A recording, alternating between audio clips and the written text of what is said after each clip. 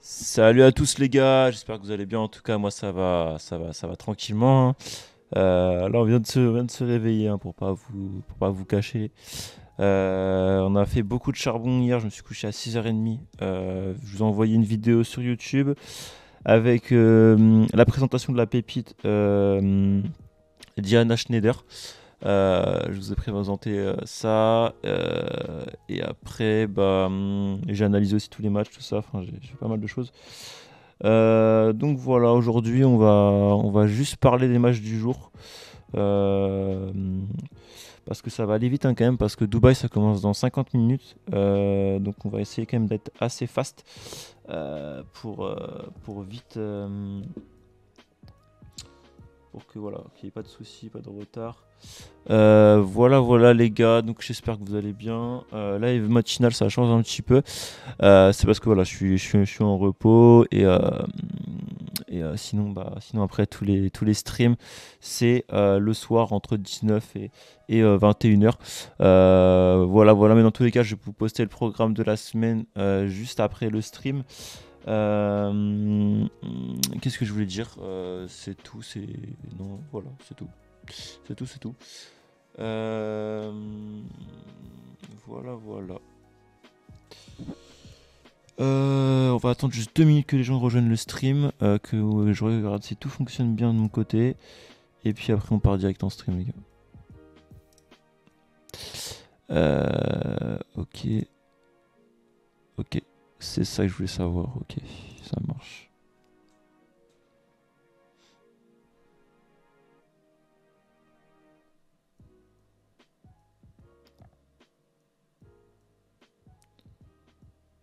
Et le stream, les gars, je vous le remettrai sur YouTube aussi. Comme ça, vous l'aurez aussi juste après, après le stream. Comme ça, vous aurez absolument tout, les frérots. Et bah écoutez, on va quand même aller être assez rapide, hein, parce que on va quand même commencer le stream, parce que les matchs vont très vite commencer. Donc hop là, on va changer de scène, les frérots. Hop, voilà, c'est parfait. Ok. Ok, premier match de la journée. On a du Whistler contre Sonego. Euh, Match pas évident ici, parce que Whistler c'est un mec voilà, qui peut très bien servir et qui peut vraiment embêter ce genre de joueur, hein. Sur un premier tour, c'est jamais évident de jouer ce type de joueur, sachant que sur une surface quand même qui est assez rapide ici à Dubaï, hein, ça favorise les conditions de jeu, ça favorise les joueurs qui ont un jeu très offensif comme Hussler. Mais après Sonego, contre les gauchers, il a quand même un bon ratio, mine de rien. Euh, c'est compliqué pour moi à dire ici. Pour moi, je toucherai aucun des deux joueurs parce que c'est quand même assez close. Ça risque sûrement d'aller sur un tie-break parce que Sonego sert quand même assez bien. Whistler aussi. Donc pour moi, je ne toucherai pas à ce type de match. Kokinakis contre Alice. Alice est un joueur qui sert extrêmement bien. Kokinakis aussi un joueur qui sert très bien. Pour moi, en fait, ce match, c'est un peu un 50-50. Sachant que bon, Alice, il a perdu contre O'Connell. Donc là, le key loser, il est repêché du deuxième tour de qualif. Donc il peut arriver avec un petit peu moins de pression. Et ça peut jouer, hein, sur un premier tour comme ça. Après Kokinakis qui arrive sur une bonne lancée où il gagne justement un challenger à Manama. Euh, Au Bahreïn. Donc voilà, il a repris pas mal de confiance. Maintenant, c'est un premier tour et un premier tour, on sait très bien que c'est un peu comme si on recommençait tout à zéro, parce que voilà, il faut entrer dans un tournoi, c'est jamais évident de faire ça en fait. C'est jamais évident. Donc pour moi, je pense que Alice il peut être limite value. et pourquoi pas le prendre. Moi en fait j'hésite vraiment à le prendre. Je pense que il était à 2,30 hier, là il est à 2,42. Je pense que ça va, je vais partir sur lui. Ça va être un premier pick du jour, voilà. Parce que voilà, ça risque d'aller au tie-break. Même si voilà, Alice, le seul problème pour moi, c'est pour ça, c'est le seul problème pourquoi je l'ai pas pris hier, c'est parce que sur ces derniers matchs, en fait, il mène à chaque fois dans le tie-break et à chaque fois il se fait rattraper, donc il conclut pas. Et même que ce soit à Rotterdam, que ce soit encore hier contre O'Connell, où il mène 6-4 dans le tie-break et il n'arrive pas à conclure. Donc c'est un peu gênant cette histoire. Mais sinon, à part ça, ça peut être ok pour moi ici. Sur des surfaces aussi rapides et avec un joueur qui sert bien, ça peut le faire. Greek Sport contre l'Estienne. Ouais, alors ça c'est pareil, ce match, plus Greek Sport sur ces conditions-là et sur la forme actuelle. Après, attention à l'Estienne, il peut très bien faire déjouer Greek Sport avec sa variation de jeu assez fou. Donc à 1,32, moi je ne toucherai même pas avec Greek Sport. Aller sur l'Estienne, non. Mais pour moi c'est un peu compliqué d'aller sur Greek Sport, mais normalement Greek Sport devrait s'imposer ici en tout cas. Jaziri contre Fokina. Jaziri doit avoir 39 ans, enfin ça y est, il commence à arriver, mais même il arrive totalement sur sa fin de carrière. C'est un joueur, là, il a déjà fait des sacrés matchs ici, notamment un match contre Roger Federer. C'était en 2015, un truc comme ça, je crois, il me semble, à Dubaï. Mais là, franchement, je le vois vraiment rien faire du tout.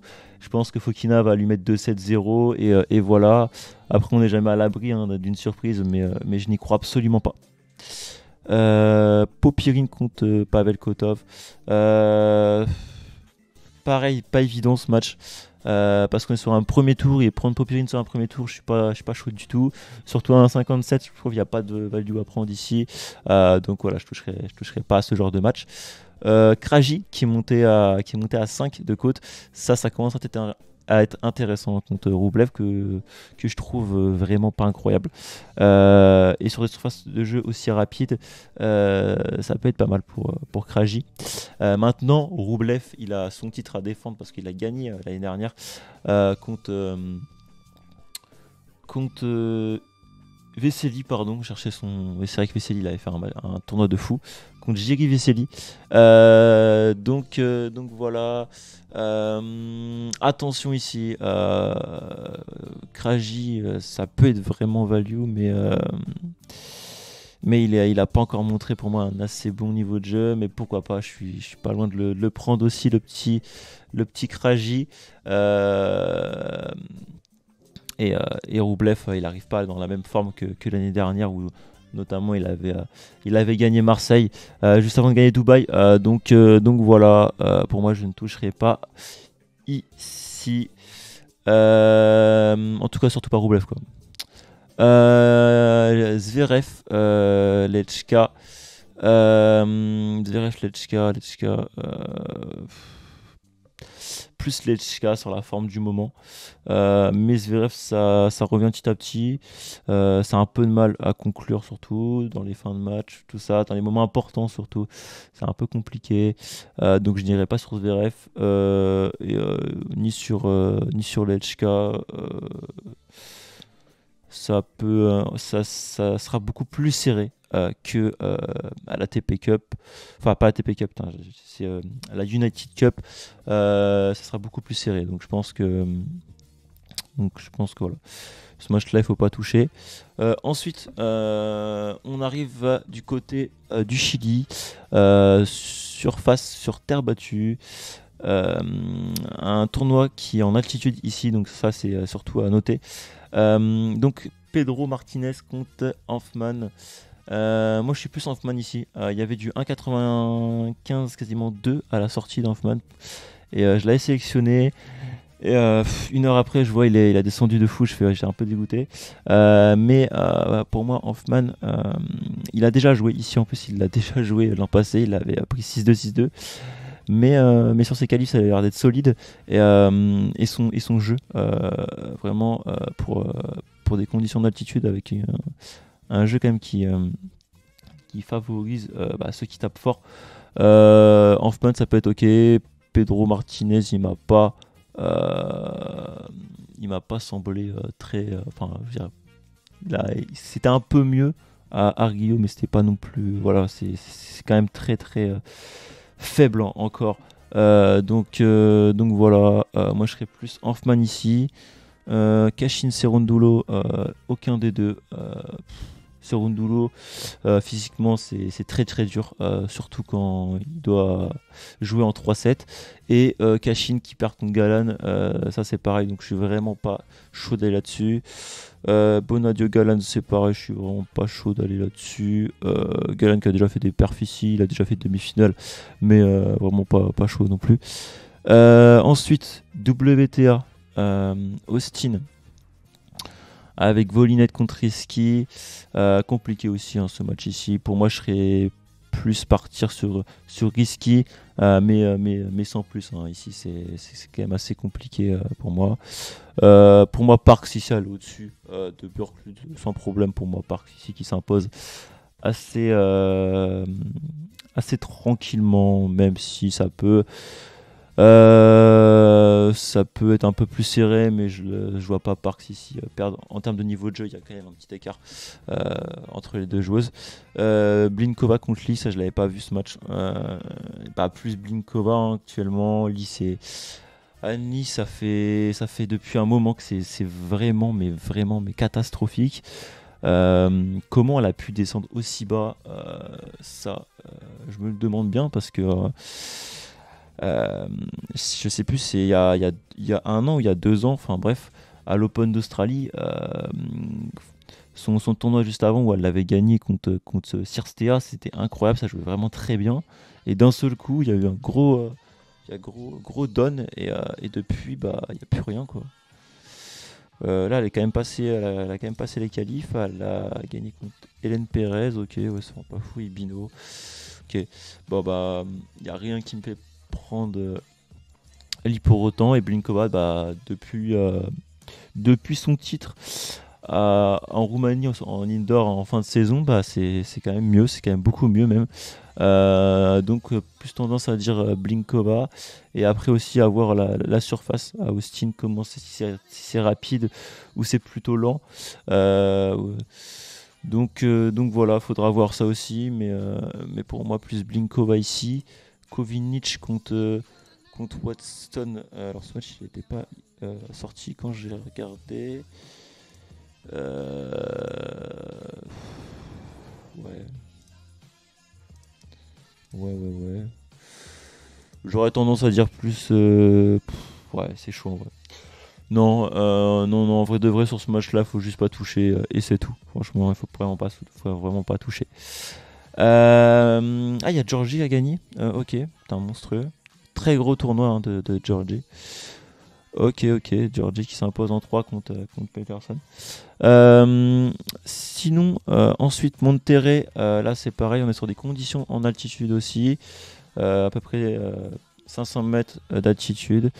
Doleid, Nittmeyer, ça c'est pareil, c'est pas si évident que ça pour Nittmeyer. Doleid qui est une joueuse qui est très très offensive, qui sert fort et qui frappe fort.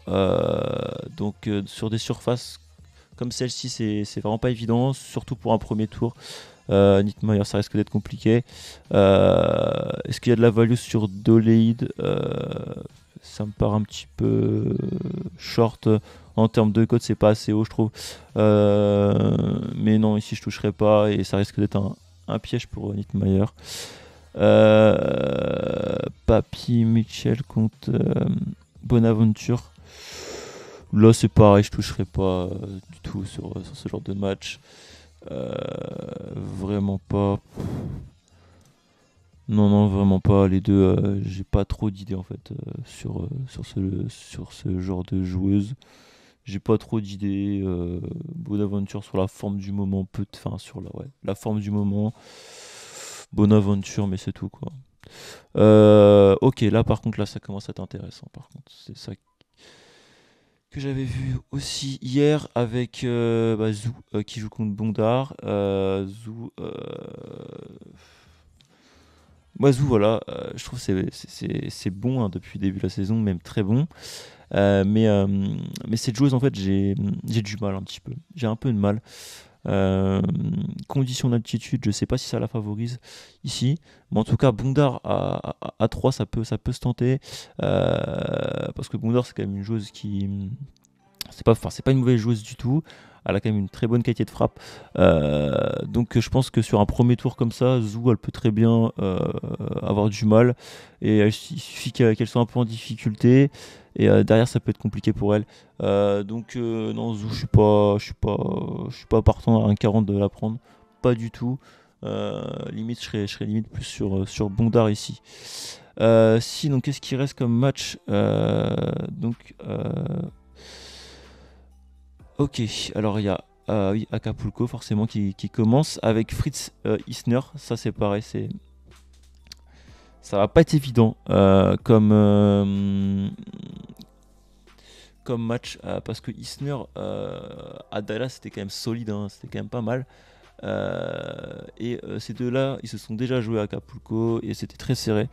Fritz s'était imposé, mais Fritz c'était vraiment un très gros état de forme sur ce tournoi. À ce moment-là, Fritz, je trouve ça un petit peu moins bien depuis un moment. Et jouer Isner vraiment ici, c'est vraiment pas un cadeau du tout. Donc ne touchez pas à Fritz. S'il faut prendre de la value, faut plus Isner ici, mais voilà, sans plus. Gironemo, c'est pareil ici. Pour moi, je toucherai pas du tout à ce genre de match. Chapeau, Kesma. Ici, il y a plus de la value, c'est d'aller sur Kesma, parce que Chapeau, bah, c'est trop inconstant. Et sur un premier tour, on sait très bien que Chapeau, souvent, c'est pas fou. Kesma sur la forme qui fait quand même finale contre Fritz à Delray Beach. Mais voilà. Sans plus ici. Banks qui devrait s'imposer contre Lopez, mais pareil, je vais pas le prendre, hein, parce que on sait jamais. Ici, voilà, ça peut être. Il suffit que Lopez y serve bien et ça peut être un peu plus compliqué. Mais normalement, Banks devrait s'imposer, en sachant que Lopez n'a pas joué depuis octobre 2022. Donc voilà.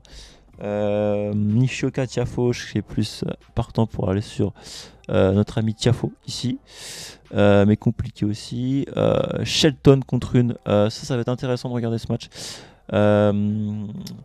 Les deux jeunes cracks. Rune qui a déjà à peu près confirmé, hein, qui a déjà confirmé depuis un petit moment quand même. Mais ça va pas être évident, hein, pour une, hein, loin de là. Ça risque d'aller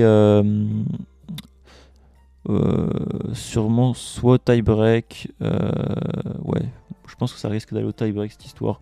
C'est deux joueurs qui servent bien. En tout cas, ça risque d'aller très très vite sur les jeux de service, parce que entre Rune qui a un jeu très agressif et Shelton qui a un très gros service et qui frappe fort, ça risque d'aller vite, hein, ce match. En termes de qualité de frappe et en termes de. Les jeux, ils risquent de défiler assez rapidement, je pense. André Ozzy, ça fait longtemps qu'on l'a pas vu celui-là. Contre Casper Ruud. Ça date qu'on n'a pas vu André Ozzy. Ça fait un moment quand même, hein. Ok. Il bat Ilya Simmer quand même, pas mal. Ok. Ouais, enfin voilà, après je pense que Rude, hein, quand même, c'est quand même au-dessus ici, et je le vois mal ne pas s'imposer. Taro contre Gigi. Gigi, je trouve que c'est vraiment pas mal, hein, depuis un petit moment quand même, hein. Depuis l'Open d'Australie, c'est ok. Après, à ces cotes-là, j'irai pas sur Gigi ni sur Taro. Mais voilà, ce match-là, je pense que je ne le toucherai pas du tout. Gomez, il y a limite de la value peut-être, mais pour moi je suis pas chaud non plus. Tommy Paul, je suis pas chaud sur un premier tour, et sur ce qu'il a montré dernièrement. Même si c'est vrai que son Open Australie est plutôt convaincant, mais voilà, non, je suis pas trop chaud. Et Gomez qui a quand même pas trop mal joué ces derniers temps, donc attention ici. Euh, et après, le reste, on le fera demain. Tout simplement. Là, en plus, sachant que je pense qu'Alcaraz, il va déclarer forfait ici parce qu'il était blessé à la cuisse hier contre Nori lors de sa finale. Il pouvait plus bouger, donc je pense que ça va être compliqué. Et après, le reste, on le fera demain. Et là, par contre, là, ça commence à être très très haut aussi. Là, je vous le dis juste, hein, parce que Nori, il a beaucoup enchaîné. Match encore long hier contre Alcaraz. Et Manarino, je pense que c'est à 3,15. Là, ça commence à être un peu trop haut, je trouve. Donc, à mon avis, ça sera un pic aussi. Voilà, il y avait aussi d'autres matchs. Alors là, je ne connais pas du tout Stearns contre Boulter. Franchement, qu'est-ce que c'est que ça Non, ici, je ne toucherai pas à ce genre de match que je ne connais pas. Boulter, je sais comment ça joue. Hein. Je sais très bien comment ça joue, mais alors Stearns, pas du tout. Bouskova ici qui s'impose contre Shmueldova. Bouskova qui adore jouer en altitude, qui est très très forte en altitude. Donc oui, je la vois s'imposer assez facilement ici. Et Contreras Gomez, je sais pas du tout comment ça joue. Et Marino ici en altitude, ça peut être très bon. Donc voilà. Sinon, il n'y avait rien d'autre en particulier. Non, il n'y avait rien d'autre en particulier. Et bah écoutez les gars, si vous avez des questions, n'hésitez pas. Moi là, je vais... je pense que je vais aller prendre Alice. Voilà, ça sera le bet du jour, les gars. On fait pas de combiné aujourd'hui, on va juste faire un pic avec de la value. Pour moi qui semble assez ok. Et voilà, tout simplement les gars. Je vais regarder quand même.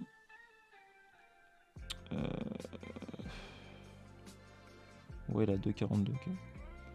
Ouais, bah ça va le prendre. Hein. Ça va le prendre. Je vais le poster sur Twitter. Comme ça, moi je vais aller déjeuner parce que je sais pas déjeuner encore. J'étais assez. Je fais un live assez fast pour ouais, j'ai fait un live assez fast. Comme ça, vous avez le temps. Puis là, ça commence dans une demi-heure hein, à Dubaï, donc voilà. Mais si vous avez des questions, hein, n'hésitez pas. Hein, surtout, n'hésitez pas. Je vous réponds. Je vous réponds. N'hésitez pas. Tac. Donc du coup, les gars, le bet c'est Quentin Alice contre Kokinakis. Victoire de Quentin Alice ici. Alors je vais juste prendre le bet parce que je l'ai pas pris. J'attendais justement que la cote monte pour pouvoir le prendre. Donc voilà. Tac.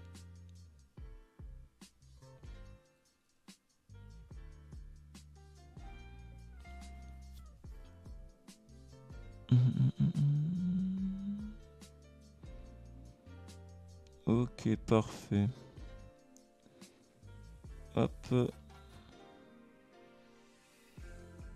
Voilà, on a pris le petit Quentin. Il est pris. Tac, tac, tac.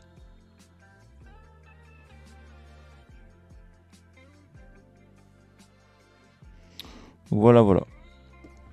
C'est parfait. Si vous avez des questions, n'hésitez pas. Si vous n'en avez pas, je vais vous laisser. Je vais vous souhaiter une très bonne journée. Est-ce qu'on se retrouve ce soir? Oui, on se retrouvera. Ouais, on se retrouvera ce soir. Justement pour débrief des matchs de la journée et pour les matchs de Dubaï de mardi. Tout simplement. En tout cas, les gars, je vous souhaite une très bonne journée et très bon tennis à tous.